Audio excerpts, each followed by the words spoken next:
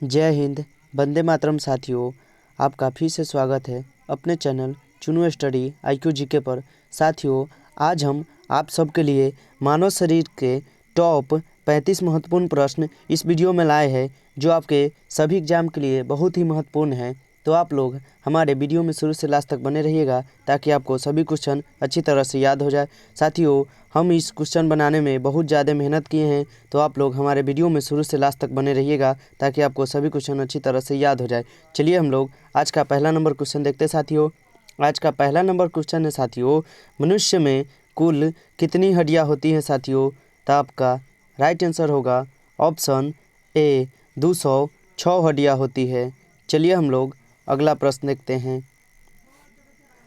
अगला प्रश्न है, नवजात शिशुओं में हड्डियों की संख्या लगभग कितनी होती है साथियों?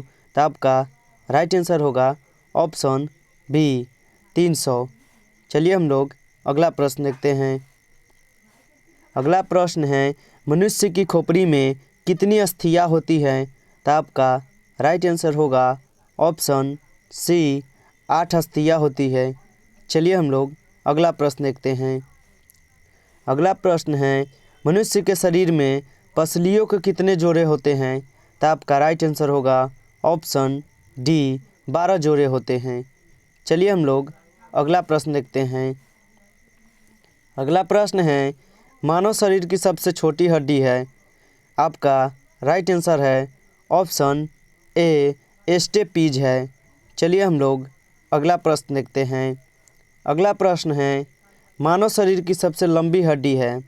आपका राइट आंसर होगा ऑप्शन बी फीमर। चलिए हम लोग अगला प्रश्न देखते हैं। अगला प्रश्न है, निम्न में से कौन सा मानव के पैर की हड्डी नहीं है? क्वेश्चन है साथियों, निम्न में से कौन मानव के पैर की हड्डी नहीं है? तो आपका राइट आंसर होगा ऑप्शन सी ह्यूमरस नहीं है। चलिए हम लोग अगला प्रश्न देखते हैं। अगला प्रश्न है, टिबिया नामक हड्डी किस में पाई जाती है? तो आपका राइट आंसर होगा ऑप्शन डी टांग में टिबिया नामक हड्डी पाया जाता है साथियों। तो आप लोग क्वेश्चन को अच्छे से याद कर लीजिएगा। चलिए हम लोग अगला प्रश्न देखते हैं। अगला प्रश्न है, मानव शरीर के किस अंग की हड्डी सबसे लंबी होती है? तो आपका राइट आंसर होगा ऑप्शन ए जांघ की सबसे लंबी हड्डी होती है। चलिए हम लोग अगला प्रश्न देखते हैं। अगला प्रश्न है, अस्थि में कौन सा लवण सर्वाधिक मात्रा में होता है? तो आपका राइट आंसर होगा ऑप्शन बी कैल्शियम फास्फेट होता है। चलिए हम लोग अगला प्रश्न देखते हैं। अगला प्रश्न है, मनुष्य में पाचन का अधिकांश भाग किस अंग में संपन्न होता है? आपका राइट आंसर होगा ऑप्शन सी छोटी आंत में होता है पाचन तंत्र। चलिए हम लोग अगला प्रश्न देखते हैं। अगला प्रश्न है, मुख में स्टार्च का शर्करा में पाचन किसके द्वारा होता है? आपका राइट आंसर होगा ऑप्शन डी टाइलिन में होता है। चलिए हम लोग अगला प्रश्न देखते हैं। अगला प्रश्न है, अधिकतम पोषक तत्व रक्त में कहाँ से अवशोषित किए जाते हैं?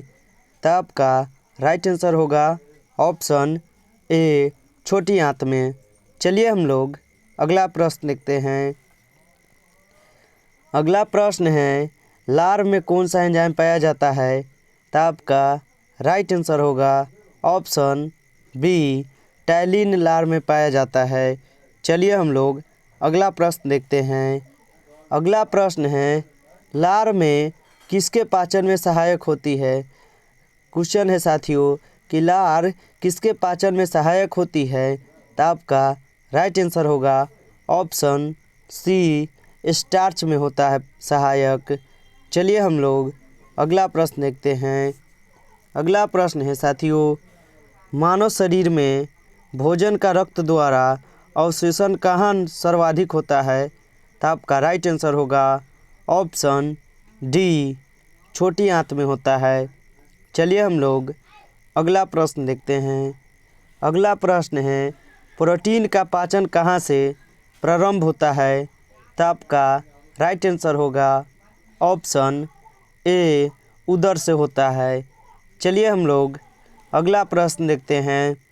अगला प्रश्न है, पाचन क्रिया में प्रोटीन निम्न में से किस पदार्थ में बदल जाते हैं?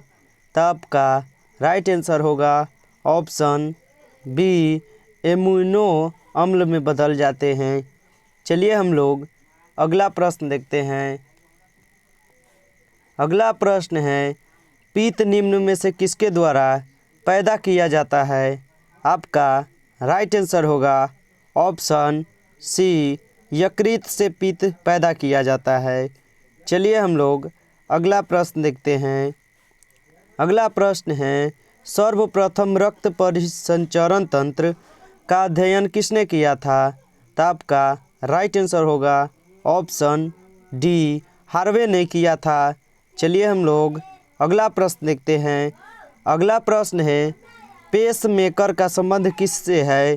तो आपका राइट आंसर होगा ऑप्शन ए, हृदय से पेस मेकर का संबंध है। चलिए हम लोग अगला प्रश्न देखते हैं। अगला प्रश्न है, सोते समय रक्त दाब में क्या परिवर्तन होता है? तो आपका राइट आंसर होगा ऑप्शन बी, घटता है। सोते समय रक्त दाब में परिवर्तन घटता है। तो आप लोग इस क्वेश्चन को अच्छे से याद कर लीजिएगा। चलिए हम लोग अगला प्रश्न देखते हैं। अगला प्रश्न है, मानव शरीर में रुधिर बैंक का कार्य कौन करता है? तो आपका राइट आंसर होगा ऑप्शन सी, तिल्ली। रुधिर में कार्य करता है तिल्ली। चलिए हम लोग अगला प्रश्न देखते हैं। अगला प्रश्न है, रक्त का अशुद्धिकरण कहाँ पैदा होता है? आपका राइट आंसर होगा ऑप्शन डी, इनमें सभी में होते हैं, किडनी में भी होते हैं और फेफड़ा में भी होते हैं और यकृत में। तो आपका राइट आंसर होगा ऑप्शन डी। आप लोग इस क्वेश्चन को अच्छे से नोट्स पर लिखकर याद कर लीजिएगा। चलिए हम लोग अगला प्रश्न देखते हैं।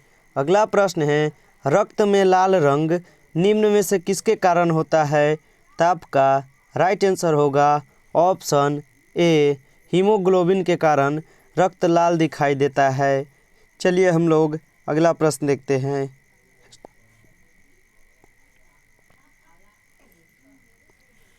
अगला प्रश्न है, कौन सी रक्त कणिकाएं साफ रक्त फेफड़ा से हृदय में ले जाती है?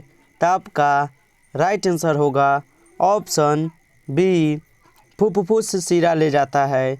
चलिए हम लोग अगला प्रश्न देखते हैं। अगला प्रश्न है, निम्न में से किसकी सहायता से रक्त द्वारा ऑक्सीजन लिया जाता है? तो आपका राइट आंसर होगा ऑप्शन सी, लोहित कोशिकाएं द्वारा लिया जाता है। चलिए हम लोग अगला प्रश्न देखते हैं। अगला प्रश्न है, किसके मौजूदगी के कारण शरीर के भीतर रक्त जमता नहीं? तो आपका राइट आंसर होगा ऑप्शन डी, हेपेरिन के कारण रक्त जो है जमता नहीं है शरीर में। चलिए हम लोग अगला प्रश्न देखते हैं। अगला प्रश्न है साथियों, लाल रक्त कणिकाएं कहाँ उत्पन्न होती है? तो आपका राइट आंसर होगा ऑप्शन ए, अस्थित मज्जा में लाल रक्त कणिकाएं उत्पन्न होती है। चलिए हम लोग अगला प्रश्न देखते हैं। अगला प्रश्न है, निम्न में से किसको RCBC का कब्रिस्तान कहा जाता है? तो आपका राइट आंसर होगा ऑप्शन बी, पलीहा को कहा जाता है। चलिए हम लोग अगला प्रश्न देखते हैं। अगला प्रश्न है, RH फैक्टर का नाम किससे संबंधित है? तो आपका राइट आंसर होगा ऑप्शन सी, बंदर से RH फैक्टर का नाम संबंधित है।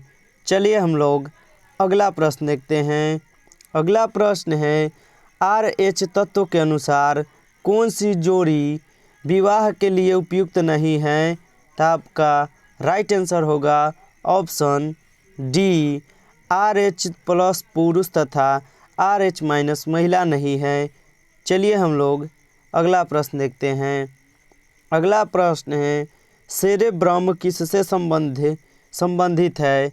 साथियों क्वेश्चन है सेरेब्रम किससे संबंधित है, तो आपका राइट आंसर होगा ऑप्शन ए, दिमाग से संबंधित है। चलिए हम लोग अगला प्रश्न देखते हैं। अगला प्रश्न है साथियों भोजन का ऊर्जा में परिवर्तन कोशिका के किस भाग में होता है, तो आपका राइट आंसर होगा ऑप्शन डी, आपका राइट आंसर है ऑप्शन बी, माइटोकॉन्ड्रिया के कारण होता है। चलिए इस वीडियो में साथियों इतना ही क्वेश्चन था। अगर आप लोगों को वीडियो पसंद आया हो तो हमारे वीडियो को लाइक और चैनल को सब्सक्राइब जरूर कीजिएगा और बेल आइकन को ऑल पर दबा लीजिएगा, ताकि मैं जितने भी क्वेश्चन कराऊँ उसका नोटिफिकेशन आपके पास जल्द से जल्द पहुंच पाए और आप उस क्लास को अच्छी तरह से कर पाइए साथियों। और अपने दोस्तों के पास शेयर जरूर कीजिए ताकि उनका भी तैयारी अच्छी तरह से हो पाए जीके जीएस की, क्योंकि हम इस चैनल पर जीके जीएस की तैयारी बहुत ही बेहतरीन तरीके से कराते हैं साथियों। चलिए हम लोग, अगर आप लोगों को इसका PDF चाहिए तो आप लोग हमारे टेलीग्राम को ज्वाइन ज़रूर कीजिए। हम टेलीग्राम का लिंक डिस्क्रिप्शन में दे दिए हैं, तो आप लोग जाइए और टेलीग्राम को ज्वाइन कर लीजिए और PDF हमसे ले लीजिए। चलिए हम लोग मिलते हैं नेक्स्ट वीडियो में, तब तक के लिए मन लगाकर पढ़ाई कीजिए।